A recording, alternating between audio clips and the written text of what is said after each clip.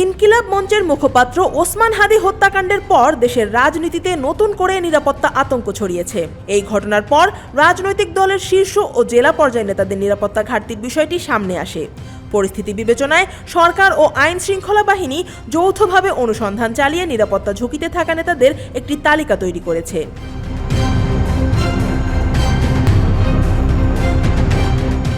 Police সূত্র জানায়, অনুসন্ধানে 127 জন রাজনৈতিক নেতা গুরুতর নিরাপত্তা ঝুঁকিতে আছেন বলে চিহ্নিত করা হয়েছে।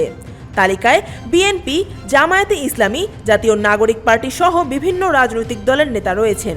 তবে আওয়ামী লীগ ও জাতীয় পার্টি এবং তাদের শরিক দলের কোনো নেতার নাম এই তালিকায় নেই।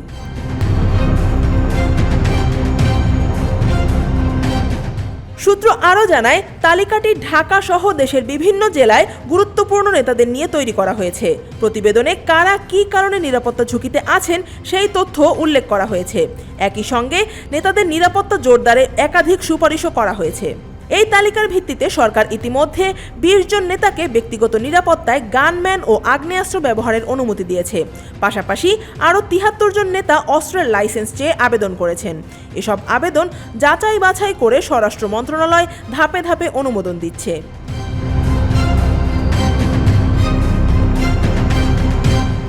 নিরাপত্তা ব্যবস্থার অংশ হিসেবে ঝুঁকিতে থাকা কয়েকজন নেতার বাসভবনে ইউনিফর্মধারী পুলিশ মোতায়েন করা হয়েছে। কোথাও কোথাও সার্বক্ষণিক পাহারার ব্যবস্থাও নেওয়া হয়েছে। বিশেষ করে জুলাই যোদ্ধা ও জাতীয় নাগরিক পার্টির শীর্ষ ও জেলা পর্যায়ের নেতাদের নিরাপত্তাকে বেশি গুরুত্ব দেওয়া হয়েছে বলে জানিয়েছে পুলিশ। তবে আইন শৃঙ্খলা বাহিনীর সামনে বড় চ্যালেঞ্জ হয়ে দাঁড়িয়েছে ব্যক্তিগত গাড়ি নেই এমন নেতাদের নিরাপত্তা। তারা অনেক সময় রিকশা বা ভাড়া করা বাহনে চলাচল করেন। এসব ক্ষেত্রে কিভাবে কার্যকর নিরাপত্তা নিশ্চিত করা যাবে তা নিয়ে ভাবনায় রয়েছে পুলিশ ও গোয়েন্দা সংস্থাগুলো।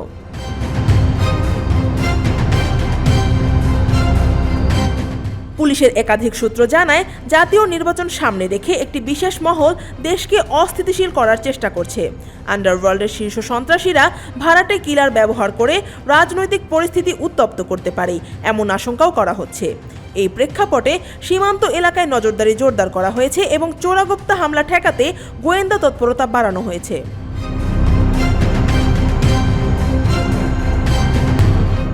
পুলিশ জানিয়েছে, নির্বাচনী প্রার্থী ও রাজনৈতিক নেতাদের জনসভা, পথসভা ও গণসংযোগ কর্মসূচিতে নির্দিষ্ট রুটে মোবাইল প্যাট্রোলিং জোরদার করা হচ্ছে।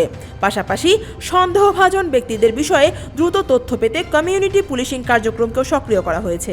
আইন শৃঙ্খলা বাহিনীর ভাষ্য অনুযায়ী ঝুঁকিতে থাকা নেতাদের নিরাপত্তা নিশ্চিত করতে সর্বোচ্চ প্রস্তুতি নেওয়া হয়েছে। তবে জনবল ও গাড়ি সংকটের মধ্যেও কিভাবে এই নিরাপত্তা ব্যবস্থা টেকসই করা যায় সেটাই এখন সবচেয়ে বড় প্রশ্ন।